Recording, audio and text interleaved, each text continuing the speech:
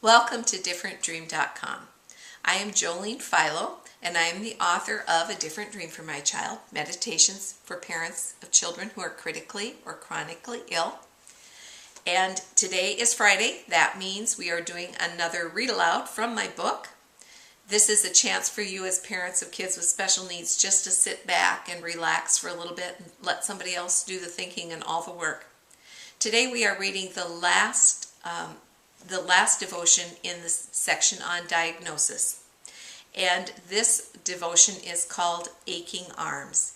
And I will warn you, I already have my Kleenex ready to go because when I did my practice read through, I started crying and I couldn't stop. This devotional brought back memories that are over 30 years old, but when I read this, they are as fresh and real as they were the day they happened.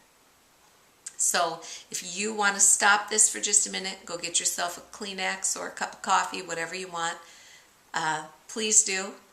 But I'm going to begin reading right now from Different Dream for My Child, the devotional Aching Arms. And the Bible verse that goes along with this is, "But God turned the curse into a blessing." And that is from Nehemiah 13:2.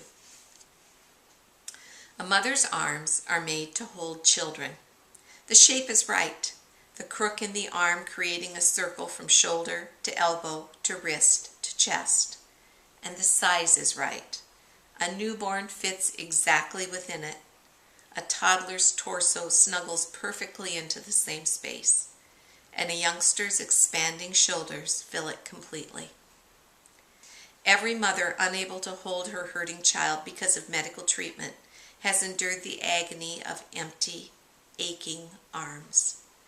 I first felt it during our 2-day drive across South Dakota and Nebraska on the way to the Omaha hospital where our son was recovering from surgery. I told my husband my arms hurt. He thought I meant my muscles ached. No, my arms ache to hold Alan, I explained. It feels like a curse. Hiram gave me a long, slow look, and he drove a little faster. I thought the ache would recede when I held my son again, but I was wrong. Wires and tubes kept me from holding him close enough. Constant procedures and monitor checks and doctor examinations kept me from holding him long enough. Throughout the sleepless nights in our rented room, the ache never left me during the endless dark hours that Alan was outside of my embrace. As he healed from surgery, the number of tubes and the wires attached to him dwindled. One great day, he was tube-free. He looked like a normal baby, as long as his sleeper hid the scars crisscrossing his stomach and back. The nurse smiled and handed him to me, wrapped tightly in a blanket. I sat in a rocking chair and held my baby in the circle of my arms. All around us, ventilators breathed air into infant lungs. Monitors beeped incessantly. Nurses cared for tiny patients, and the thin cries of premature babies filled the room. I heard none of it, saw none of it. All of me was concentrated on the bundle in my arms. We rocked for a long time, back and forth, back and forth. And as we rocked, my ache melted away and was replaced with an unexpected gratitude. As we rocked, I grew thankful for the days when I ached to hold my baby, for the nights when the ache had kept me awake. For had my arms never ached, I would not have cherished enough this intimate moment with my son. Had my arms never ached, I couldn't have understood the privilege of holding a hungry, healthy child to my breast in the dark hours of the night. Had my arms never ached, I could never have whispered, "Thank you," as God turned the curse of my silent, empty arms to the blessed fullness of joy.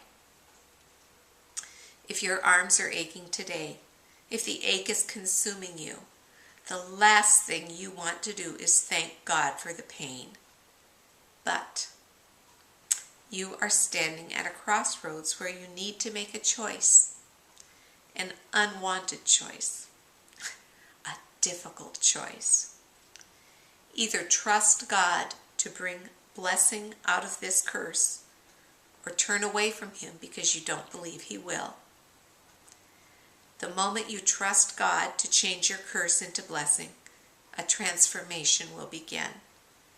God will open your eyes to the blessings all around you, blessings you would not have recognized without the curse of your child's diagnosis.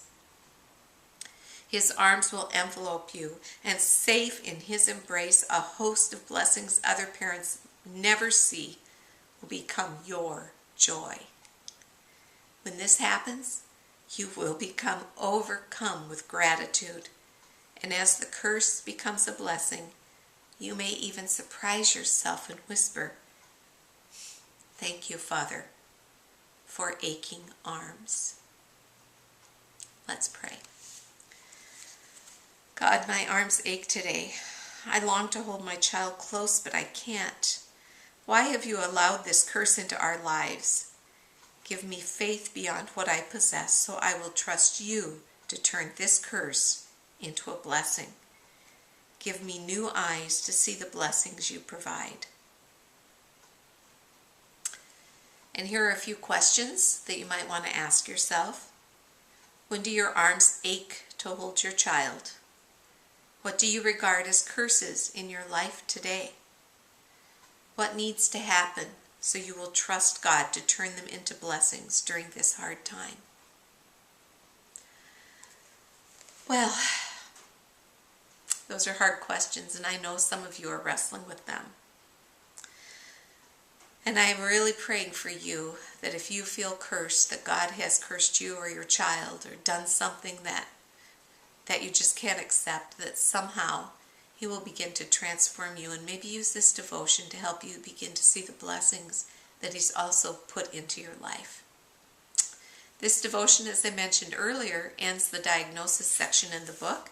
And next time we'll begin the section about hospital life. We'll be exploring what it's like to be with your child in the hospital for inpatient or outpatient procedures. If you have a comment that you want to leave about your aching arms or anything you've heard thus far in this vlog series, I invite you to leave those comments in the box at the bottom of the page. And I hope that you will come back again to listen to more devotionals from differentdream.com, or from A Different Dream for My Child, or just to read other blog posts that are up here at the website. Until we see each other again, may God hold you in his arms.